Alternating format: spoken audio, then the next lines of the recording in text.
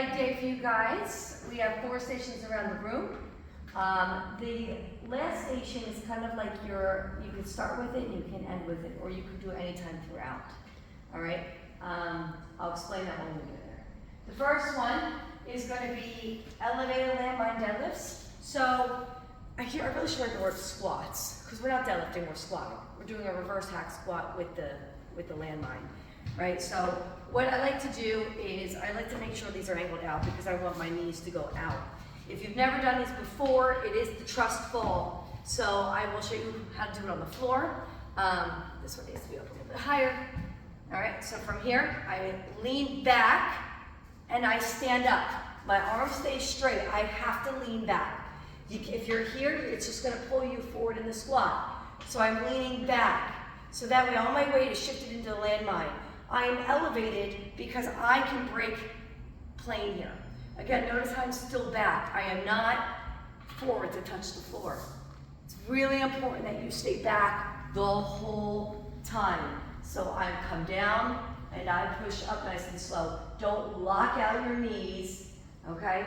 So it's nice, slow range of motion like this. Again, hands down to the side. I don't want you to fall forward. All right, so other options you could do is you could do it from the floor, like this. Again, I'll be right here to help you. Lean back. This is really good to take all the pressure off your knees. If it still scares you, you can turn around, front loaded here, and do your squats going forward. The main difference with the forward squat, if you go forward, it's going to hit more of the quad. But if you lean back, it's going to hit more of the butt and the glutes. If you want to hit more of your quads, maybe you just stay going forward, okay? Your superset is calf raises. So, come on one of these. You can also use a TRX, put your feet on a plate. We can flow anywhere we want. So you have 10 single, that means the toes are facing forward. Then I'm going to rotate my heels out, do 10 this way, and then rotate my toes out and do 10 this way. So my feet go straight, in, out. If you are somebody who is experienced with calves, you may need 15, 15, 15, or 20, 20, 20, okay? But it's 3 sets back to back, and then you'll come back and do these again. All right? That's station 1. All right, station 2. For those of you that have good knees, I'll explain this first, and then we'll show you what you can do next. So we're going to do our Bulgarian split lunges. If you can, I'd like you to help hold your weight. I'm going to back my mat up. My back foot goes on here. And I'm going to bend down where my back knee touches. And lately, we've been doing our Bulgarians where we don't necessarily try to arch back. We are staying forward and pushing in that glute.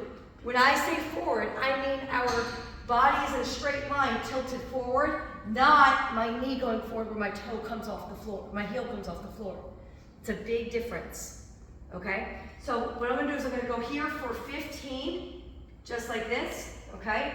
All the way down, all the way up, and if you have dumbbells, you can. And then immediately, whatever, I'll have another mat here. Immediately, the back leg that is on here kneels on the floor. So if I do 15 single, I'm gonna go 15 glute kick-ups. Then I'm gonna come back up. Same leg again. I'm gonna go 10 single, and then I'm gonna kneel down with this knee, 20 kick-ups. Then you have 5 single, and then 10 kick-ups. And again, you'll see all your reps right here. That's all per leg. Then you're going to do the other side. If you can't do that, you're going to come back here, and you're going to stay in place with the lunge, okay? And then you're going to step together, and you're going to do your kick back, okay? So you can use, I'll move these out. So these are really great to hold on to. You can also use a half wall. And then if you're really tall, you can also use, sorry Dan, I'm going to keep you moving. If you're really tall, you have this post here that you could do it on, or even the top of these. Okay, so multiple options for you, but you will still do that series. You're just probably going to have to add an extra 10 reps to everything. So if it's 15 by 30, you're probably going to do 25 by whatever the math is. It's too early for me. All right, this one here is a curtsy lunge. Okay, so again, we'll have a modification if you've got one of these, or if you can only do one of these stations, you can substitute the other one. So here, I'm going to drop to the curtsy. So a regular lunge is when I go straight back, and this leg's on this side, this leg's on this side. They are parallel to each other. A curtsy is when I am now on this side. But I'm not doing like, you know, a Broadway curtsy for like a play. I'm doing a reverse lunge that is back to the side.